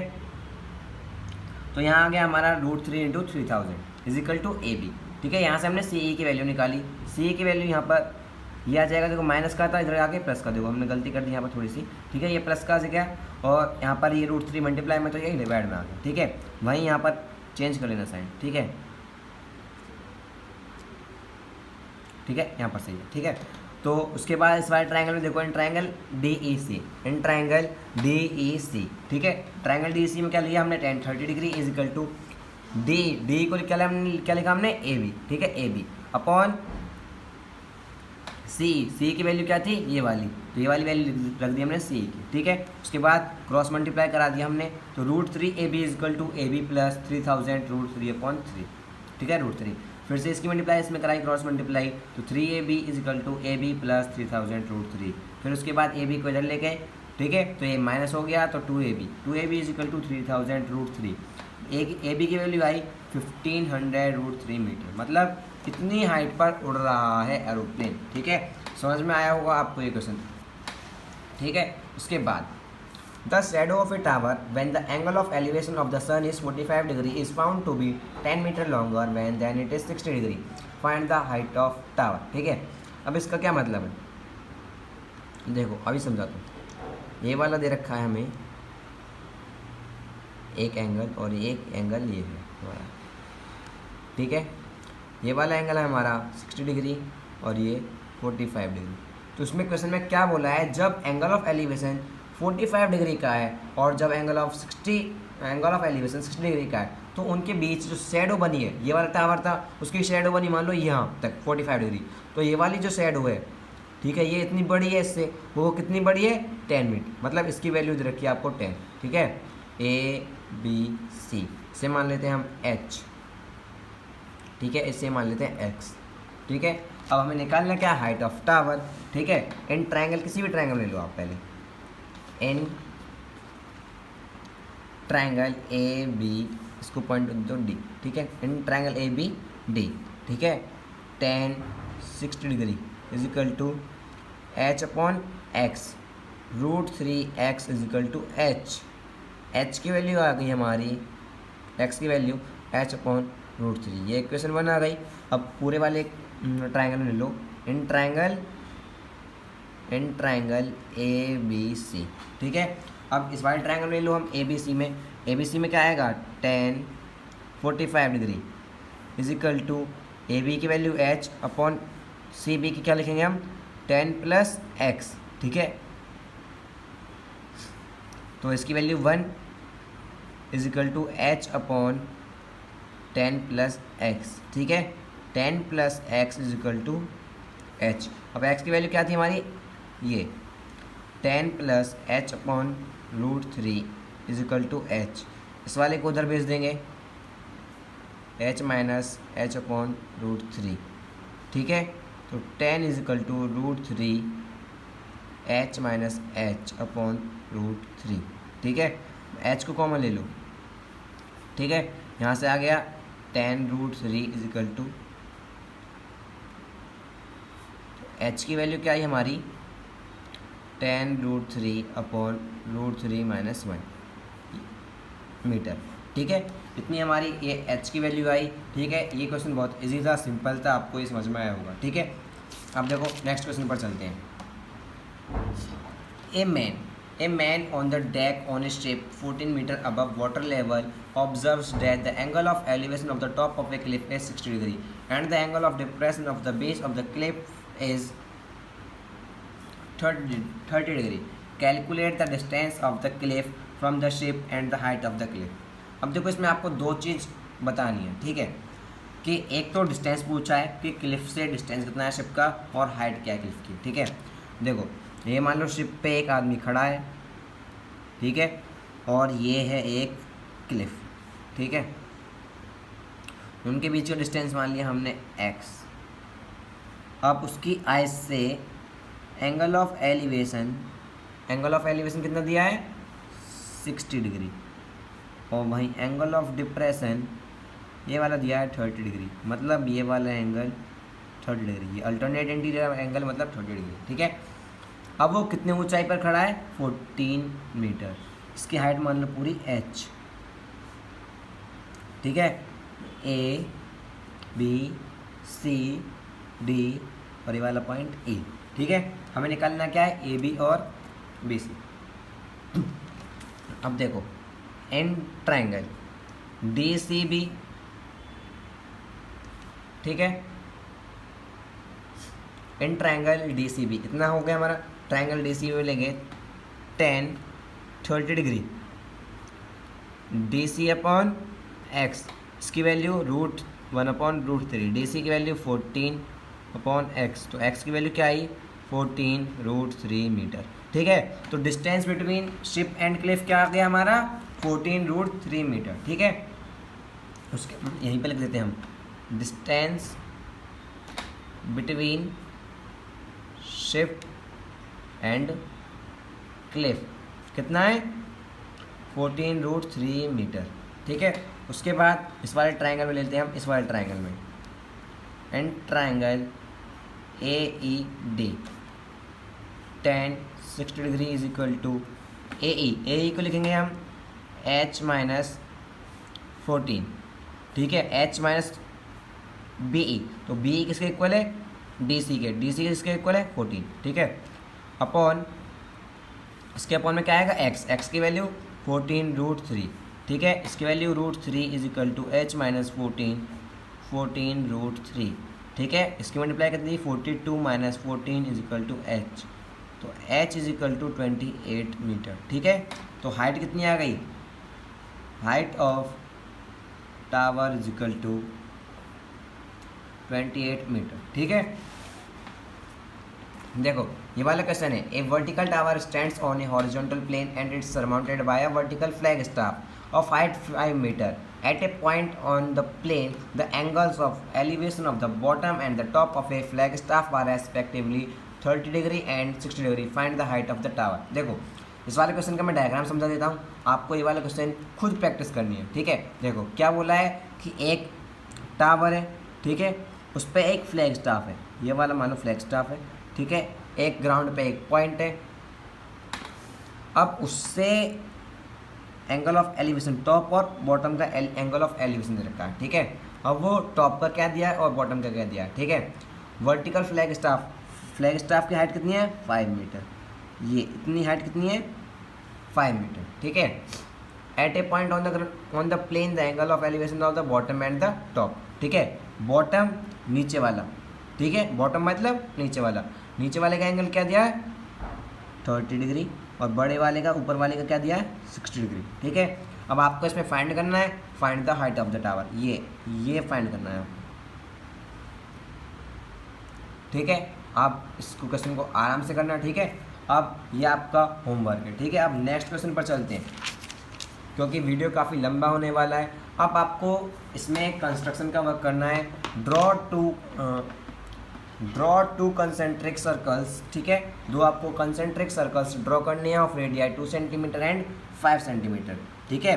5 सेंटीमीटर की रेडियस और 2 सेंटीमीटर रेडियस के दो कंसेंट्रिक सर्कल्स ड्रॉ करनी है। Take a point P on the outer circle and construct a pair of tangent PA and PB to the smaller circle, ठीक है। आपको PA एंड PB दो टेंजेंट्स ड्रॉ करनी है सर्कल की, ठीक है, आउटर सर्कल से, ठीक है। तो अब मैंने मान लो ये, ठीक है, कंपास में ये ले लिया 2 सेंटीमीटर का डिस्टेंस, ठीक है। अभी मैं मेज़र नहीं कर रहा हूँ लेकिन आपको मेज़र करके करना है, ठीक है। ये ले लिया मैंने 2 सेंटीमीटर का डिस्टेंस कंपास में और एक सर्कल ये बना लिया, ठीक है। उसके बाद 5 सेंटीमीटर, मान लो 5 सेंटीमीटर इतना आता है, ठीक है। सपोज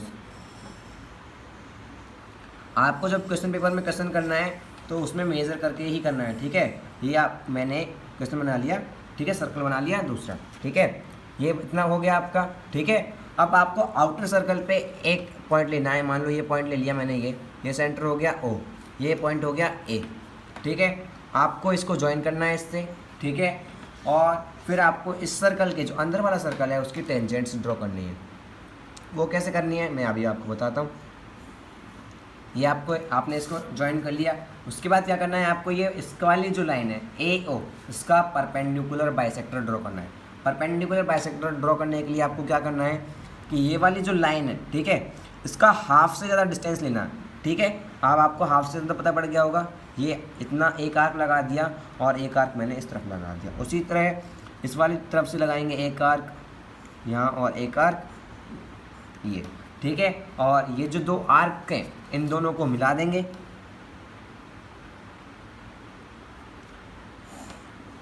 ये दो क्वेश्चंस के ये आर्क मिला दिए और उसके बाद इस पॉइंट से इस पॉइंट की डिस्टेंस मेज़र करेंगे, ठीक है। इस पॉइंट से इस पॉइंट की डिस्टेंस और अपने सर्कल की डिस्टेंस, ठीक है। और फिर एक सर्कल ड्रॉ कर देंगे,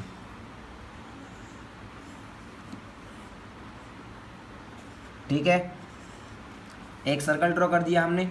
उसके बाद देखिए अब ये जो पॉइंट्स मिले हैं हम इस वाले सर्कल के, इन वाले पॉइंट्स को इस वाले पॉइंट से ज्वाइन कर देंगे,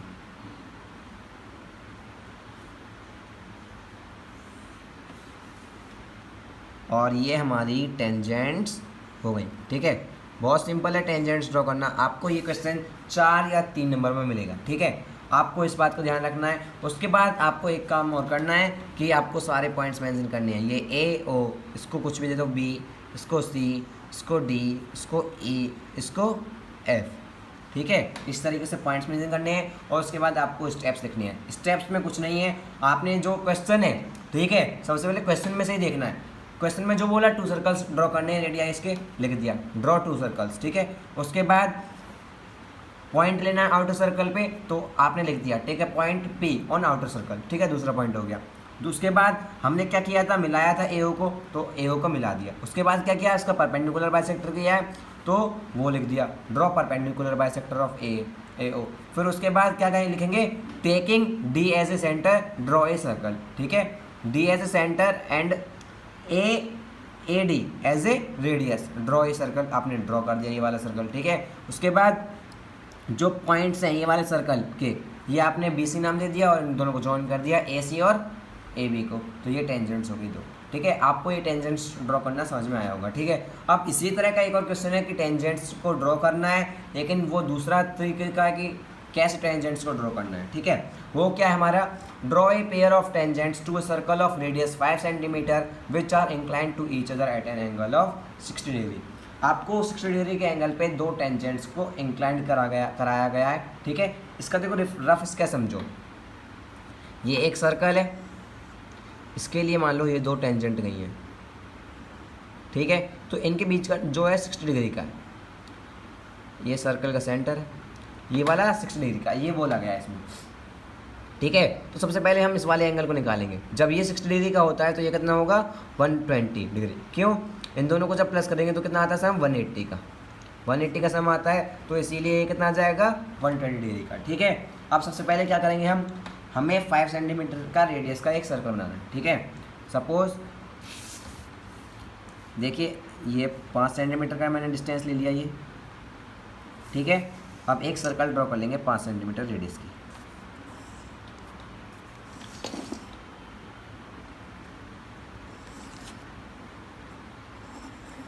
ये सर्कल ड्रॉ कर लिया 5 सेंटीमीटर रेडियस का। अब आपको रेडियस को कहीं पे भी ज्वाइन कर दो, एक रेडियस को कहीं पर भी ज्वाइन कर दो। सपोज मैंने इसे यहाँ पर ज्वाइन कर दिया, ठीक है। अब आपको इस पर 120 डिग्री का एंगल बनाना है। वो कैसे बनेगा, देखिए अभी मैंने इस तरीके से कर लिया इसको, कंपास में एक डिस्टेंस ले लो कितना भी, ठीक है। मान लो मैंने ये ले लिया, आपको 120 डिग्री का एंगल बनाना आना चाहिए। इस लाइन पर 120 डिग्री का एंगल बनाएंगे, ये ज्वाइन कर लिया, ठीक है। इस पॉइंट से एक आर्क लगाएंगे, ये पॉइंट लगा लिया, और इस पॉइंट से एक आर्क लगाएंगे, ठीक है, ये लग गया। अब इस पॉइंट से इसको ज्वाइन कर देंगे जल्दी से, ठीक है। आपकी वीडियो बहुत लंबी हो रही है, लेकिन आपकी जो ये वीडियो है आपके लिए बहुत ज़्यादा इंपॉर्टेंट है, इस वीडियो के स्टेप्स को ना छोड़ें, ठीक है। तो ये हमारा एंगल आ गया 120 डिग्री का, ठीक है। उसके बाद यहाँ पर 90 डिग्री का एंगल ड्रॉ करेंगे और एक एंगल यहाँ पर 90 डिग्री का ड्रॉ करेंगे, ठीक है। यहाँ पर एक 90 डिग्री का एंगल ड्रॉ करेंगे इस तरीके से, एक यहाँ पर ड्रॉ करेंगे, ये वाला पॉइंट ये, और इस वाले पॉइंट से एक आर्क ये, एक ऊपर को और एक इस वाले पॉइंट से, ठीक है। ये पॉइंट मिल गया, इस वाले पॉइंट को हम ज्वाइन कर देंगे इस वाले पॉइंट से,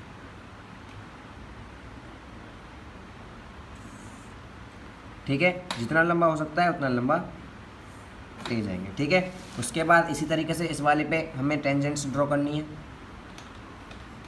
एक आर्क यहाँ, एक आर्क यहाँ, यहाँ इस पर भी 90 डिग्री का एंगल बनाना है। इस वाले पॉइंट से एक आर्क ये लगा दिया हमने और एक आर्क ये, ठीक है, और इस वाले पॉइंट को ज्वाइन कर दिया, ठीक है, ठीक है। अब ये देखिए ये वाला जो पॉइंट आया, ये हमारा, इस पॉइंट को नाम दे दो आप इसे P मान लो, ठीक है, OPAB, ठीक है। अब आप आई होप ये आपको समझ में आया होगा कि कैसे ड्रॉ किया। ये 60 डिग्री का एंगल आया, ये दोनों एक दूसरे 60 डिग्री पे इंक्लाइंड है, ये 120 डिग्री का, ठीक है। आप इसके आपको स्टेप्स लिखने हैं, मैं बता ही चुका हूँ, जो जो आपने किया है सबसे पहले, ठीक है, वही करना है आपको। अगर आपको जिसे आप दोबारा देखो अगर नहीं समझ में आया तो, ठीक है। ये आपका क्वेश्चन बहुत इंपॉर्टेंट है, दोनों क्वेश्चन, ये वाला भी और ये वाला भी, ठीक है। कुल मिला के आपको टेंजेंट्स ड्रॉ करनी आनी चाहिए, ठीक है। ये क्वेश्चन आपका 4 मार्क्स में बहुत ज़्यादा प्रोबेबिलिटी है इस क्वेश्चन की 4 मार्क्स में आने की, ठीक है। उसके बाद आपको स्टेप्स और लिखने हैं, क्या क्या किया आपने इसमें। सबसे पहले सर्कल बनाया और फिर एक रेडियस बना दी, ज्वाइन कर दी, फिर 120 डिग्री का एंगल बनाया, फिर जो 120 डिग्री का एंगल सर्कल पे जो थे पॉइंट्स ए बी, वहाँ पर 90 डिग्री का एंगल बनाया और उसको एक्सटेंड कर दिया। वहीं बी पे 90 डिग्री का एंगल बनाया और उसको एक्सटेंड कर दिया। ए और बी एक्सटेंड की गई तो वो इंटरसेक्ट करे पी पॉइंट पर, जो कि एक पॉइंट पी हो गया, और पी ए और पी बी जो है दो टेंजेंट्स हो गई, ठीक है। ये 90 डिग्री का एंगल है, ये 90 डिग्री का एंगल है और टेंजेंट्स 90 डिग्री के एंगल पर ही इंक्लाइंड कर दिए हैं, ठीक है। अब देखिए आगे चलते हैं। अब क्वेश्चन है हमारे पास एपी के, ठीक है।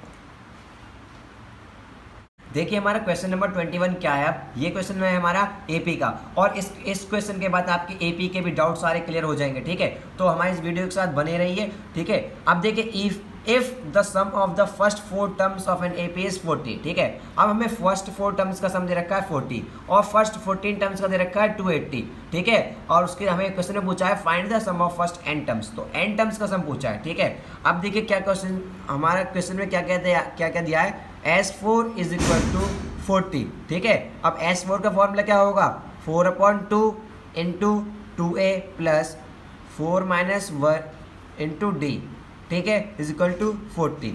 तो हमारा आएगा 2a plus 4 - 1 3d is equal to 2 से 4 को डिवाइड करा 2 टाइम्स, 2 से 40 को डिवाइड करा 20, ठीक है, ये आ गया। और 2a की वैल्यू कितनी आ गई, 20 - 3d, ये इक्वेशन हमारी 1 आ गई, ठीक है। उसी तरीके से यहाँ पे ले लो S14 is equal to 280। S14 का फॉर्मूला होगा 14/2 into 2a plus 14 - 1 into d is equal to 280। 2 से 7 14 को डिवाइड करा 7 टाइम्स, 7 से इसको 280 को डिवाइड करा 40 टाइम्स, ठीक है, इधर आ गया, ये आ गया 2a plus 13d is equal to 40। अब देखिए 2a की वैल्यू क्या है, इक्वेशन 1 से हम लें 20 - 3d, 20 - 3d plus 13d is equal to 40। यहाँ पर साथ में लिख लेना सिंस यूजिंग इक्वेशन 1, ठीक है। अब ये 13d है और ये माइनस का 3d है, तो कितना आ जाएगा 10d। 10d is equal to 20 plus का उधर जाके माइनस का 40 - 20 20, तो d की वैल्यू आ गई 2, ठीक है। अब इक्वेशन 1 में पुट कर दो, put value of d in equation 1, equation 1 में पुट कर दी तो 2a की वैल्यू क्या आ जाएगी 20 - 3 इंटू 2/2, a की वैल्यू क्या आएगी 20 - 3 × 6 14/2 मतलब 7, ठीक है। ये आ गई हमारी a की वैल्यू। हमें निकालना क्या है, find the sum of first n terms, n terms का सम निकालना, मतलब SN क्या होगा n/2 इंटू 2a क्या है 7 प्लस n - 1 और d क्या है हमारा 2, d2 है, तो हमारा ये आ जाएगा n/2 14 प्लस 2n - 2, ये आ गया। अब n/2 देखिए ये आ जाएगा कितना, इसमें से 2 कॉमन ले लो, पूरे में से 2 कॉमन ले लिया, ठीक है। अंदर क्या बचा 7 - 1 6, मतलब 2n प्लस 6, ये आ गया। अब देखिए 2 से 2 कट गया, इधर बच्चा 2n और n की मल्टीप्लाई 2n में करेंगे क्या आ जाएगा 2n² प्लस 6n, ये आ जाएगा हमारा SN, ठीक है। ये बहुत इंपॉर्टेंट क्वेश्चन था, ये आपको अधिकतर सैम्पल पेपर में मिलेगा, ठीक है। ये क्वेश्चन बहुत इंपॉर्टेंट है, इसको आपको ध्यान में रखना है, ठीक है। अब देखिए क्वेश्चन नंबर अगला इसका AP का ही है हमारा। How many terms must be taken of AP -15 -13 -11 to give the sum of 55, ठीक है। अब हमें बताना है कि n की वैल्यू निकालनी है, ठीक है, और सम कितना है हमारा 55, ठीक है। इसमें देखो a की वैल्यू क्या आएगी हमारी, a की वैल्यू है -15 और d की वैल्यू क्या आएगी -13 -15, मतलब d की वैल्यू 2, ठीक है। अब हमसे पूछा क्या है सम SN दिया है हमें 55 और n की वैल्यू पूछी है। SN का फॉर्मूला क्या होगा n/2 into 2a plus n - 1 into d is equal to 55, ये दिया गया है हमें, ठीक है। अब देखिए n की वैल्यू तो निकालनी है हमें। अब देखिए n/2 a की वैल्यू -15, ठीक है, और n - 1 d की वैल्यू 2, ठीक है, इज इक्वल टू 55। अब देखिए इसमें से 2 कॉमन ले लो, n/2 2 कॉमन आया, इधर बच गया -15 प्लस n - 1, ठीक है। उसके बाद हमारा ये आ गया 55, 2 से 2 कैंसिल हो गया, इधर बचा n, इधर क्या बचा -15 -16 plus n is equal to 55, ठीक है। अब देखिए n² n की मल्टीप्लाई n में करी n² minus 16n minus 55 is equal to 0। अब देखिए हमारे पास -16 आना चाहिए, उधर 55 आना चाहिए, ठीक है। 55 के एस वेक्टर करने हैं हमें, 55 के यहाँ पर एस वेक्टर करने हैं, जो कि देखिए 55 ये है, इसके फैक्टर करेंगे तो क्या आएगा 5 और 11, ठीक है। अब देखिए मैं यहाँ पर करूँ,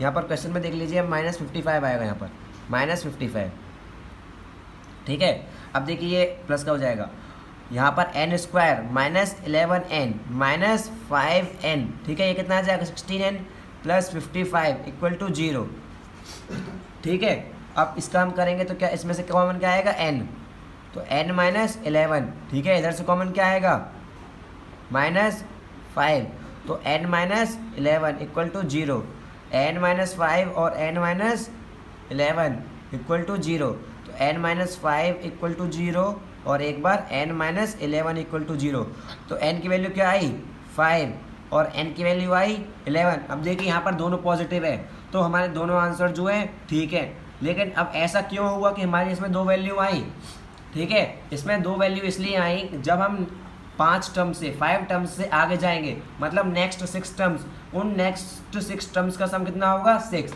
इस वजह से हमारे ये 2 आंसर आए, ठीक है। अब देखिए नेक्स्ट क्वेश्चन पर चलते हैं, सी के हम एपी के। इसमें क्या है, find the sum of all numbers divisible by 5 and 2 between 100 and 1000, ठीक है। 100 और 1000 के बीच में 5 और 2 से जितने भी नंबर्स डिविजिबल हैं, ठीक है, उन सब का सम निकालना है, ठीक है। तो हमारा 5 और 2 का एलसीएम लेंगे सबसे पहले हम। इसमें एलसीएम ऑफ 5 और 2 कितना आएगा 10, ठीक है। 10 is the LCM of 5 and 2, तो हमारा डी कितना हो जाएगा 10 और ए कितना होगा, देखो 100 और 1000 के बीच में सबसे पहला नंबर कौन सा है जो 10 से डिविजिबल होगा, ठीक है, वो होगा 110, और लास्ट टर्म कौन सा होगा 990, ठीक है। हमें बीच में निकालने हैं, साथ वाले नहीं लेने, 100 और 1000 नहीं लेने, सिर्फ बीच के लेने हैं, उन दोनों के बीच के। तो यहाँ पर देखिए हमें ए की वैल्यू है, डी की वैल्यू है, ए एन की वैल्यू है, तो एन की वैल्यू निकालेंगे सबसे पहले हम। A N is equal to 990, A N का formula A plus N minus 1 into D, आप सभी को पता ही है, ठीक है। 990 ए का क्या है वैल्यू n माइनस 1, डी की वैल्यू क्या है 10 इज इक्वल टू 990। अब देखिए n minus 1 into 10 is equal to 990 में से 110 को माइनस करो तो कितना आएगा 880, ठीक है। अब n माइनस 1 10 मल्टीप्लाई में तो इधर आके डिवाइड में आ गया, मतलब 88, n की वैल्यू 89, ठीक है, प्लस का 1 उधर आ जाएगा, ठीक है। तो n की वैल्यू आ गई 89 और हमें निकालना है एस एन, ठीक है। S n is equal to n upon 2a, या सीधे लिख सकते हैं हम a प्लस एल या ए एन, ठीक है। n कितना है 89 अपॉन 2, ठीक है, 89 अपॉन 2। अब a की वैल्यू क्या है हमारे पास, a की वैल्यू 110 प्लस l की वैल्यू 990, ठीक है। इधर आ गया हम 89 अपॉन 2, इन दोनों को प्लस करेंगे कितना आएगा 1100, ठीक है। अब देखिए 8 9 2 से डिवाइड करा है तो कितना आएगा 550। अब इसकी मल्टीप्लाई इसमें करेंगे, करो इसकी मल्टीप्लाई, इसकी कैलकुलेशन करो इसमें। 89 इंटू 55, 5 9 जा 45, कैरी 4, 8 5 जा 40, 40 और 4 44, ठीक है। ये आ गया हमारा। उसी तरीके से यहाँ पे आ जाएगा 4 4 5 5 9 8 4, ठीक है। तो 48950 ये हमारा सम आ जाएगा, ठीक है। अब इसके बाद नेक्स्ट क्वेश्चन पर चलते हैं अपने। हमारे पास सरफेस एंड वॉल्यूम के कुछ क्वेश्चन इंपॉर्टेंट, ठीक है। इसमें क्या दे रखा है 3 spheres of radius 6 8 and 10 centimetre, ठीक है। अब वो मेल्ट किए गए हैं स्फीयर बनाने के लिए, ठीक है। अब उसका जो नया स्फीयर बना है उसका डायमीटर बताना है हमें, ठीक है। तो मतलब अकॉर्डिंग टू क्वेश्चन हम देखें तो volume of sphere 1 plus volume of sphere 2 plus volume of sphere 3 is equal to S4 जो न्यू वॉल्यूम है, ठीक है, वॉल्यूम ऑफ न्यू स्फीयर का S4 ठीक है, ये आपको समझ में आ गई होगी बात।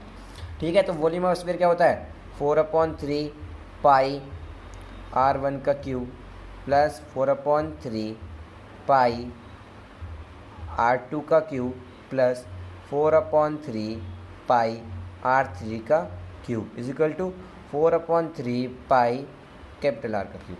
ठीक है, ये आ गया। अब मैंने आपको ये R1 R2 R3 यहाँ R कैपिटल R ये अलग अलग क्यों लिया है, ये आपको एग्जाम में भी अलग अलग ही लेनी है। क्यों?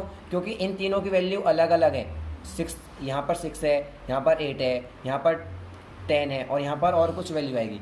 अगर आपने चारों जगह स्मॉल r ले लिया, ठीक है, तो आपका क्वेश्चन गलत हो जाएगा। ठीक है, तो अब देखो इन तीनों में 4/3 पाई कॉमन ले लेंगे, 4/3 पाई कॉमन ले लिया और R1 का क्यूब क्या है 6 का क्यूब प्लस 8 का क्यूब प्लस 10 का cube is equal to 4/3 pi R cube. अब देखो 4/3 पाई से 4/3 पाई कैंसिल हो गया, 6 का क्यूब 216, 8 का क्यूब 512, 10 का क्यूब 1000 इज इक्वल टू इधर आ गया R क्यूब, ये आ गया 1728 is equal to R cube. R की वैल्यू आ गई 12। ठीक है, तो रेडियस आ गई 12, तो डायमीटर क्या होता है, डायमीटर होता है 2R, मतलब 2 × 12 इज इक्वल टू 24 सेंटीमीटर। ठीक है, लिख देंगे डायमीटर ऑफ न्यू फॉर्म्ड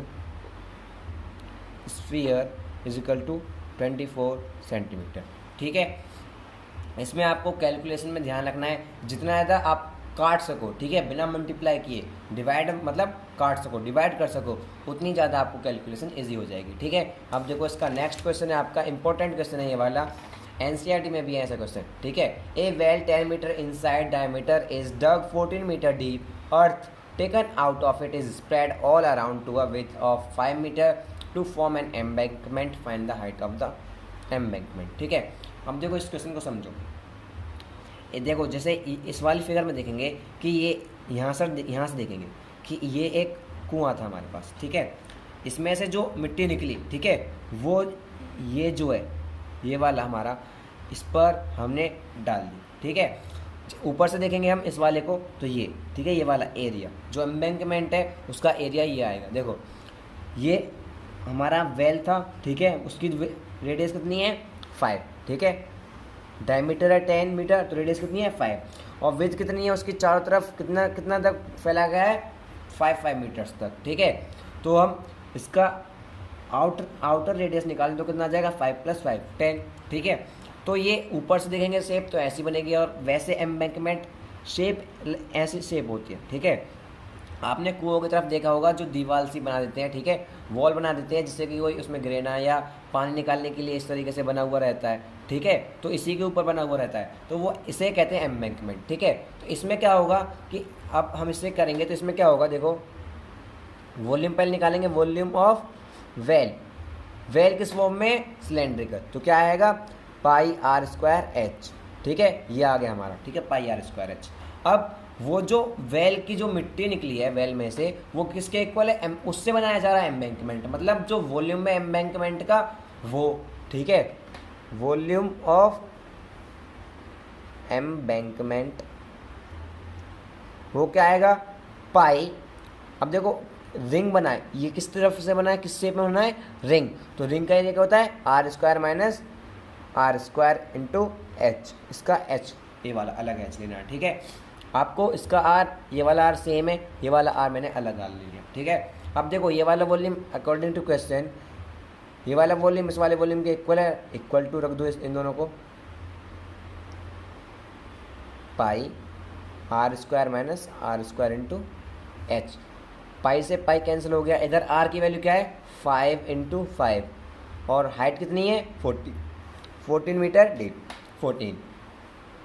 अब देखो इधर कैपिटल R क्या है 10 का स्क्वायर माइनस 5 का स्क्वायर इंटू h, हमें निकालना है h की वैल्यू। ठीक है, तो देखो 5 × 5 × 14, देखो a² - b² मतलब a + b a - b, मतलब 10 + 5 15 × 10 - 5 × 5 इंटू एच। ये आपको समझ में आया। ये ए स्क्वायर माइनस बी स्क्वायर का फॉर्मूला लगाया हमने, मतलब 10 + 5 = 15 और 10 - 5 = 5। ठीक है, 5 से इसे काटा, ठीक है, और एच 5 से इसे काटा फिर से 3 टाइम्स, और तो एच की वैल्यू आई 14/3। एच इजिकल टू इसे डिवाइड करा तो कितना आ जाएगा 4.66 मीटर। तो ये आ जाएगी हमारी एम्बैंकमेंट की हाइट। ठीक है, आई होप ये क्वेश्चन आपको अच्छे से समझ में आया होगा और ये वीडियो भी आपके लिए हेल्पफुल होगा। ठीक है, तो जिसने भी ये वीडियो देखी है अच्छे से, ठीक है, उसके पक्का वो पास तो आराम से हो जाएगा। ठीक है, इस वीडियो को देखने के बाद वो पास तो आराम से हो जाएगा। और ये क्वेश्चन जो थे सारे बहुत इंपॉर्टेंट थे। इसके बेसिस पे जो क्वेश्चन और आप जितनी ज़्यादा प्रैक्टिस कर सको, ठीक है, वो क्वेश्चन प्रैक्टिस कर लो। और एनसीईआरटी के तो सारे क्वेश्चंस आपको आने ही चाहिए, क्योंकि ये जो एग्ज़ाम है ये एनसीईआरटी के बेस पे ही बनाता है क्वेश्चन पेपर। ठीक है, तो जिसने ये वीडियो लाइक नहीं किया है वो लाइक कर दे, और जिसने चैनल को सब्सक्राइब नहीं किया है वो इस चैनल को सब्सक्राइब कर दे। और जिसने ये वीडियो पूरी देखी है उसका वीडियो देखने के लिए शुक्रिया। Thank you, have a great day and best of luck for your exam.